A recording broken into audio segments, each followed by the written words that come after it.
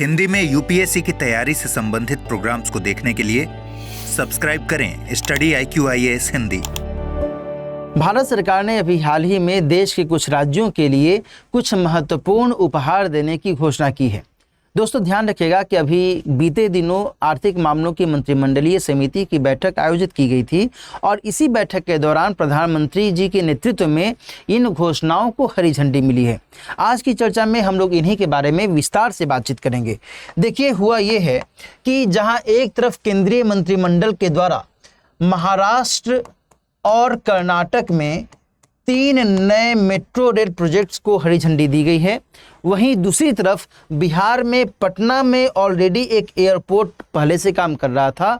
पटना से ही कुछ दूरी पर बिहटा में एक नए एयरपोर्ट को लेकर के भी स्वीकृति दे दी गई है और पश्चिम बंगाल में बागडोगरा में एक नए एयरपोर्ट टर्मिनल को लेकर के भी हरी झंडी दी गई है। इसी के कारण आज की चर्चा में हम लोग इन सभी के बारे में विस्तार से बातचीत करेंगे और जानेंगे कि इनके क्या कुछ आगे आने वाले समय में लाभ मिल सकते हैं। आगे बढ़ने से पहले मैं आपको ये भी बता दूं कि यदि आप IAS परीक्षा की तैयारी कर रहे हैं और GS के पाठ्यक्रम को लेकर के चिंतित हैं तो आपको अब चिंतित होने की कोई ज़रूरत नहीं है। कारण क्योंकि P2I प्रतिज्ञा 2.0 बैच की शुरुआत 19 अगस्त से की जा रही है और बहुत एफोर्डेबल फी में। यदि आप इस बैच को ज्वाइन करना चाहते हैं तो दिलीप लाइव कोड का इस्तेमाल करते हुए 30% के डिस्काउंट के साथ इस बैच को आज ही ज्वाइन कीजिए। इस बैच में आपको कई सारी सुविधाएं मिल रही हैं। 1000+ घंटे की लाइव ऑनलाइन कक्षाएं, PT और मेंस टेस्ट सीरीज की सुविधा, मेंटोरशिप की सुविधा। इसके अलावा आप यदि प्री 2025 को क्वालिफाई करते हैं तो आपकी संपूर्ण फी भी वापस हो जाएगी। साथ ही आपको 1 साल के कोर्स की वैलिडिटी भी बढ़ा दी जाएगी। इसके साथ साथ ये भी ध्यान रखिएगा कि इसी बैच में आपको CSET और ASA की कक्षाएं भी इंक्लूडेड हैं। अलग से इसके लिए आपको कोई फ़ी नहीं देना है। तो ये तमाम सुविधाएं आपको इस बैच के अंतर्गत मिल रही हैं। यदि आप हिंदी, इंग्लिश या इंग्लिश इनमें से किसी भी मीडियम में तैयारी कर रहे हैं तो आप इस P2I बैच को ज्वाइन कर सकते हैं। इसके लिए ध्यान रखिएगा, दिलीप लाइव कोड का इस्तेमाल जरूर कीजिएगा। ठीक है, चलिए आगे बढ़ते हैं। एक और महत्वपूर्ण जानकारी मैं आपको दे दूं, आज शाम में 7 बजे अमृतसर की पॉलिटी की डेमो क्लास अपलोड की जाएगी स्टडी IQIAS के हिंदी चैनल पर। तो ये डेमो क्लास जरूर आप देखिएगा। इसमें जो कुछ फंडामेंटल राइट्स वगैरह हैं उनके बारे में इन्होंने पढ़ाया है और बहुत बेहतर तरीके से पढ़ाया है। ये क्लास निश्चित तौर पर आपके लिए लाभकारी हो सकता है। आगे हम लोग बातचीत करते हैं। दोस्तों, मैंने अभी आपको बताया कि ऑलरेडी बिहार में पटना एयरपोर्ट ऑपरेशनल है, काम वहाँ पर ऑलरेडी चल रहा है, लंबे समय से चल रहा है। इसके अलावा पटना से कुछ ही दूरी पर बिहटा जो एयरपोर्ट है, इसी को लेकर के हरी झंडी दी गई है। लंबे समय से इनफैक्ट इसकी डिमांड की जा रही थी और इसके पीछे की कुछ वजहें भी थी। यहाँ पर मैं आपको एक बात और क्लियर कर दूं कि देखो, बिहटा में पहले से ही भारतीय वायुसेना का एक बेस काम कर रहा है। इंडियन एयरफोर्स का ये बेस चल रहा है।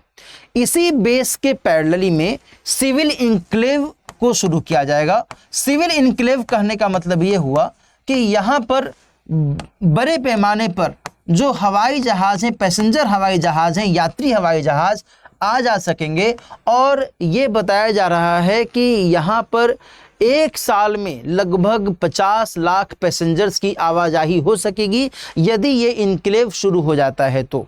Getting it? और इसके बाद आने वाले सालों में तो ये संख्या बढ़ करके 1 करोड़ तक हो सकती है। Getting it? तो ये अपने आप में बहुत बड़ी सौगात है बिहार की जनता के पॉइंट ऑफ व्यू से।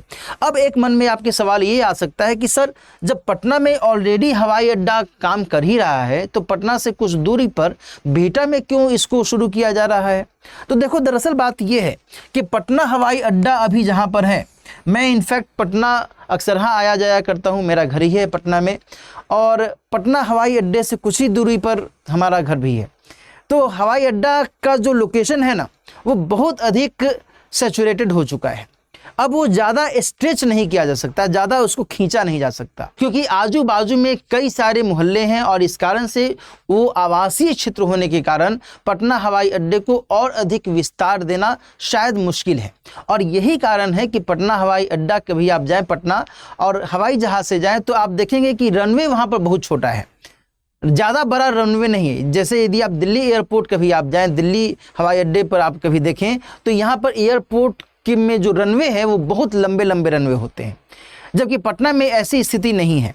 हालांकि एयरपोर्ट अथॉरिटी ऑफ इंडिया के द्वारा और भी वहाँ पर कुछ इंफ्रास्ट्रक्चरल डेवलपमेंट किया जा रहा है, लेकिन अब उसमें और ज़्यादा फैलाने की गुंजाइश नहीं है। तो यही कुछ वजहें हैं जिसको लेकर के लगातार डिमांड की जा रही थी कि हमें एक और एयरपोर्ट चाहिए, हमें एक और बेहतर एयरपोर्ट की आवश्यकता है। और एयरपोर्ट अथॉरिटी ऑफ इंडिया के द्वारा इस मामले को लेकर के जो प्रस्ताव है वो केंद्र सरकार को पहले ही भेज दिया गया था, अब जा कर के उसे हरी झंडी मिल गई है। तो निश्चित तौर पर ये बिहार की जनता के लिए बहुत अधिक फ्रूटफुल हो सकता है। पूछिए कैसे? जहां एक तरफ जो आवाजाही है इसमें और अधिक आसानी हो सकती है ना, वहीं दूसरी तरफ जो पर्यटन के स्तर पर संख्या है ये और अधिक बढ़ सकती है। Getting it? अच्छा, अब यहाँ पर जब हम बात करते हैं कि पश्चिम बंगाल में क्या कुछ हुआ है, पश्चिम बंगाल में यहाँ पर जो आप लोकेशन देख रहे हैं, इस लोकेशन को मैं आपको बताऊं तो बहुत ही स्ट्रैटेजिकल लोकेशन है, रणनीतिक दृष्टि से बहुत महत्वपूर्ण है। दरअसल जो बागडोगरा है,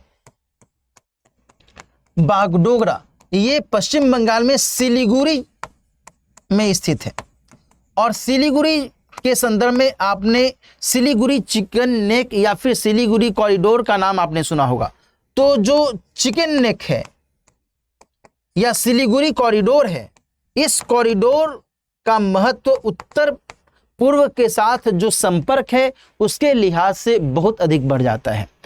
गेटिंग इट? तो यहाँ पर जो ये नए टर्मिनल की बात की गई है, नए टर्मिनल को शुरू करने की बात की गई है, इससे उत्तर पूर्वी भारत के साथ में जो संपर्क है वो और बेहतर हो सकता है। और यहीं पर आप देख रहे हैं ये सिक्किम का इलाका है, सिक्किम में भी आवाजाही में यहाँ से आसानी हो सकती है और इस पार्टिकुलर इलाके में भी पर्यटन को आने वाले समय में बढ़ावा मिल सकता है। Getting it? तो ये सब सुविधाएं इसको मद्देनजर यहाँ महत्वपूर्ण हो सकती हैं।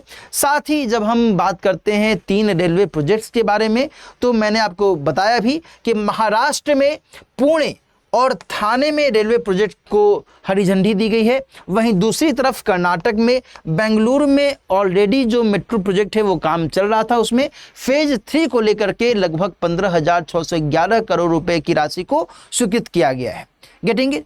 अब यहाँ पर दोस्तों ध्यान रखिएगा कि ठीक है साहब, ये सब जो मेट्रो रेल से संबंधित अवसंरचनाएं हैं ये तो शुरू हो जाएंगी, लेकिन इससे क्या लाभ मिलेगा? तो आप यहाँ पर समझिए दोस्तों कि मेट्रो रेल की शुरुआत होने से पहला जो लाभ मिलेगा वो ये कि ग्रीन हाउस गैस उत्सर्जन में कमी होगी या उत्सर्जन बढ़ेगा? तो उत्सर्जन में कमी होगी। जो ट्रैफिक को लेकर के कंजेशन है, यानी कि ट्रैफिक सुविधा बढ़ेगी या घटेगी? निश्चित तौर पर इससे ट्रैफिक सुविधा बढ़ेगी। जो विभिन्न क्षेत्रों के बीच संपर्क है वो संपर्क बढ़ेगा या घटेगा? ऑलरेडी बढ़ेगा, है ना? तो यहां पर इन लाभों को मद्देनजर रखा गया है और इसके माध्यम से ध्यान रखिएगा कि जो आर्थिक दक्षता है वह भी निश्चित तौर पर बढ़ेगी।